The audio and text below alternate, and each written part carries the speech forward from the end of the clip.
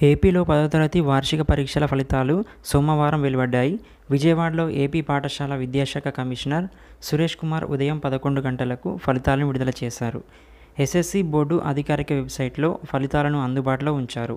ఈ సంవత్సరం ఏపీలో మార్చి 18 నుంచి 30 వరకు 10వ తరగతి పరీక్షలు నిర్వహించిన సంగతి తెలిసిందే. పరీక్షలకు దాదాపు 7 లక్షల మంది విద్యార్థులు హాజరయ్యారు. వీరిలో రెగ్యులర్ విద్యార్థులు 6.23 లక్షలు. గత సంవత్సరం ఫెయిల్ అయినటువంటి ఎన్రోల్ అయినటువంటి విద్యార్థులు 1,00,000కు పైగా ఉన్నారు. రాష్ట్ర వ్యాప్తంగా 3,473 పరీక్షా కేంద్రాల్లో 10వ తరగతి పరీక్షలు నిర్వహించారు. ఏపీ ఎస్ఎస్సీ ఫలితాలను ఇలా చెక్ చేసుకోండి.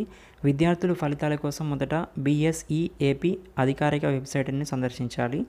bse.ap.gov.in హోమ్ పేజీలో అందుబాటులో ఏపీ ఎస్ఎస్సీ 2024 రిజల్ట్స్ లింక్ పైన క్లిక్ చేయాలి. విద్యార్థులు తమ హాల్ టికెట్ నెంబర్ నమోదు చేసి సబ్మిట్ బటన్ మీద క్లిక్ చేయాలి. పూర్తయిన తర్వాత మీ ఫలితం స్క్రీన్పై కనిపిస్తుంది.